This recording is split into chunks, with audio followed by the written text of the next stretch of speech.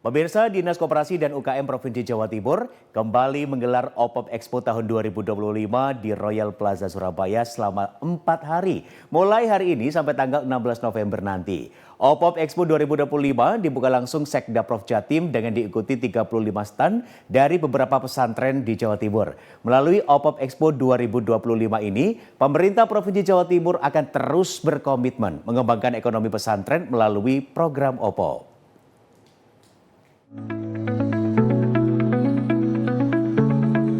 OPOP Expo 2025 kembali digelar Dinas Koperasi dan UKM Provinsi Jawa Timur dengan diikuti 35 stand dari berbagai pondok pesantren di Jawa Timur.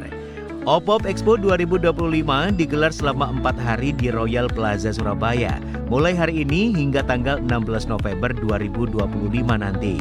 Berbagai produk hasil olahan pondok pesantren disuguhkan di ajang OPOP Expo kali ini, sehingga masyarakat bisa langsung berbelanja hasil produk pesantren yang harganya terjangkau.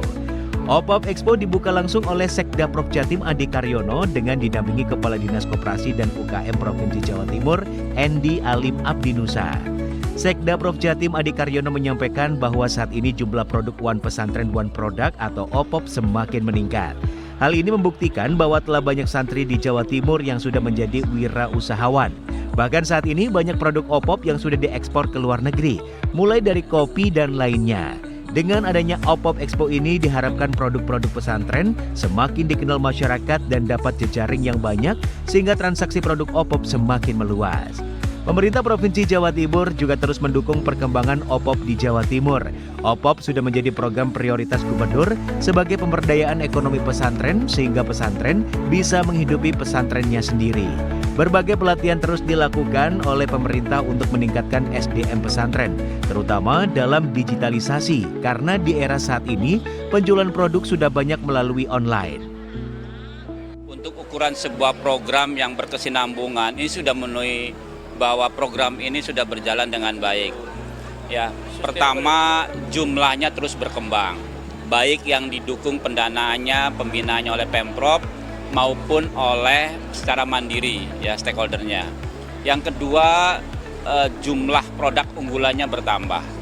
Yang ketiga transaksinya bertambah dan juga ada jangkauan untuk penjualnya, untuk pemasarannya sampai ekspor. Nah ini menunjukkan bahwa ini bergerak ya.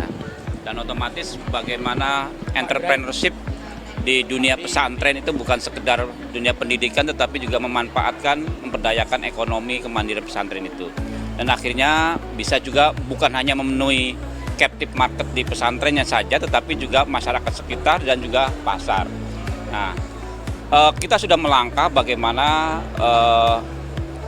OPOP itu melangkah untuk sampai kepada digitalisasi ya, menggunakan platform digital dalam pemasaran. Ini sudah mulai mereka menggunakan online shop-nya, menggunakan marketplace-nya dan juga pembayarannya sudah digital.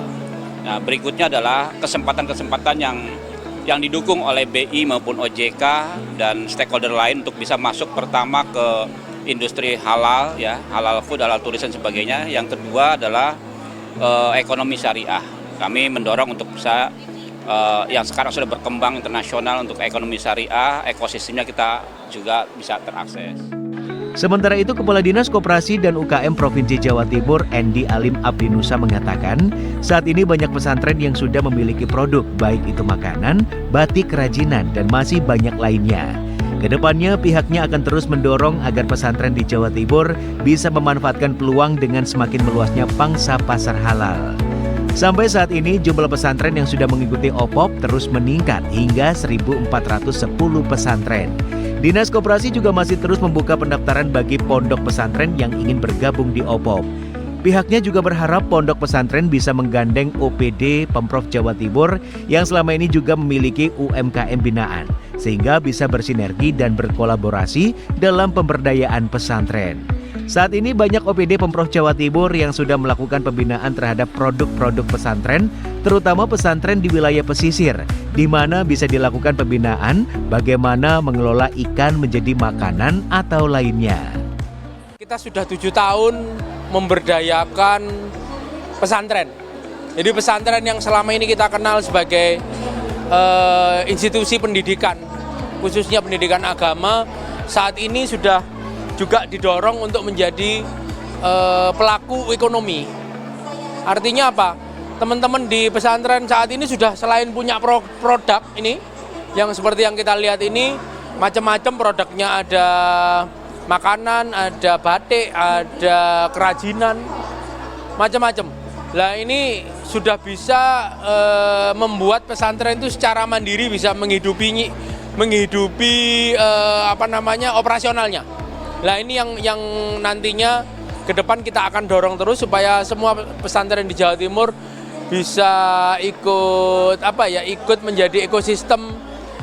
Selain ekosistem pesantren yang bagus, kita juga punya yang namanya ekosistem halal.